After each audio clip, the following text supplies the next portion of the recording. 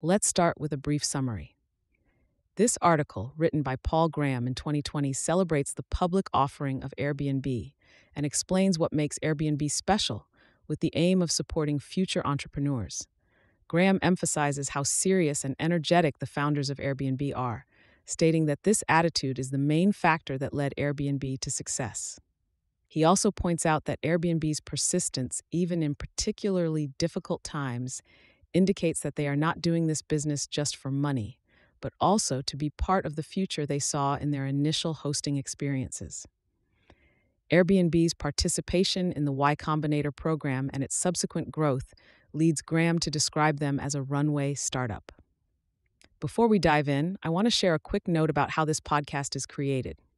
As you've probably noticed, this podcast isn't voiced by a human, but by artificial intelligence. I'm obligated to inform you of this beforehand due to the rules of AI services. This podcast is made possible by our sponsor, Wope.com, an AI startup that combines content marketing with artificial intelligence to significantly boost traffic and revenue of your startups. For all the latest content, be sure to follow me at x.com/yigithkoner. Now let's turn our attention back to the essay, The Story of Airbnb, the perseverance and determination behind the success Pribril.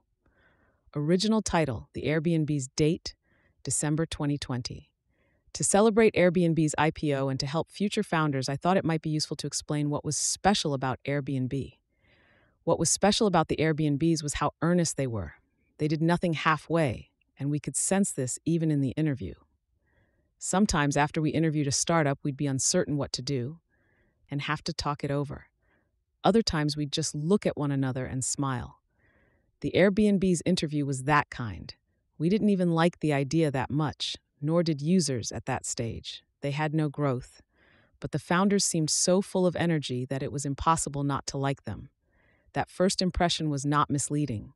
During the batch, our nickname for Brian Chesky was the Tasmanian Devil, because like the cartoon character, u.com/watch, ST247, he seemed a tornado of energy. All three of them were like that. No one ever worked harder during YC than the Airbnbs did. When you talked to the Airbnbs, they took notes. If you suggested an idea to them in office hours, the next time you talked to them, they'd not only have implemented it, but also implemented 2 new ideas they had in the process. They probably have the best attitude of any startup we've funded. I wrote to Mike Arrington during the batch. They're still like that. Jessica and I had dinner with Brian in the summer of 2018, just the 3 of us. By this point, the company is 10 years old. He took a page of notes about ideas for new things Airbnb could do.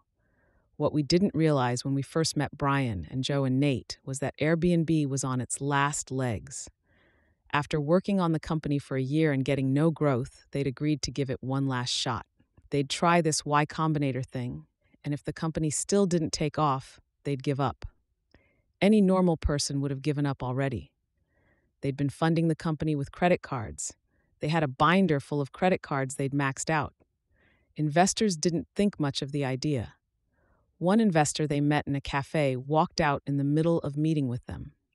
They thought he was going to the bathroom, but he never came back. He didn't even finish his smoothie, Brian said. And now, in late 2008, it was the worst recession in decades. The stock market was in free fall and wouldn't hit bottom for another 4 months. Why hadn't they given up? This is a useful question to ask. People, like matter, reveal their nature under extreme conditions. One thing that's clear is that they weren't doing this just for the money. As a money-making scheme, this was pretty lousy. A year's work, and all they had to show for it was a binder full of maxed-out credit cards. So why were they still working on this startup? Because of the experience they'd had as the first hosts. When they first tried renting out airbeds on their floor during a design convention, all they were hoping for was to make enough money to pay their rent that month. But something surprising happened. They enjoyed having those first 3 guests staying with them, and the guests enjoyed it too. Both they and the guests had done it because they were in a sense forced to, and yet they'd all had a great experience. Clearly, there was something new here. For hosts, a new way to make money that had literally been right under their noses. and for guests, a new way to travel that was in many ways better than hotels. That experience was why the Airbnbs didn't give up. They knew they'd discovered something. They'd seen a glimpse of the future, and they couldn't let it go. They knew that once people tried staying in what is now called an Airbnb, they would also realize that this was the future, but only if they tried it, and they weren't. That was the problem during Y Combinator, to get growth started. Airbnb's goal during YC was to reach what we call ramen profitability, paulgraham.com/ramenprofitable.html, which means making enough money that the company can pay the founders' living expenses if they live on ramen noodles.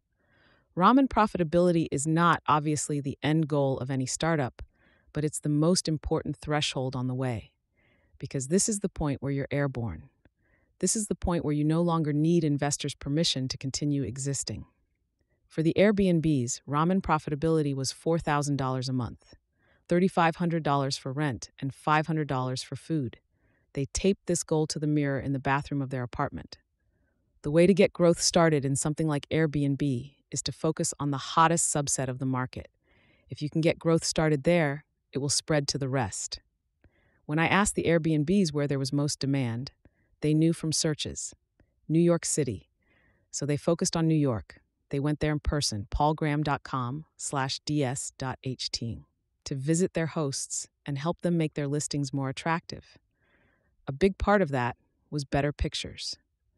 So Joe and Brian rented a professional camera and took pictures of the hosts' places themselves. This didn't just make the listings better. It also taught them about their hosts. When they came back from their first trip to New York, I asked what they'd noticed about hosts that surprised them. And they said the biggest surprise was how many of the hosts were in the same position they'd been in. They needed this money to pay their rent. This was, remember, the worst recession in decades, and it had hit New York first. It definitely added to the Airbnb's sense of mission to feel that people needed them.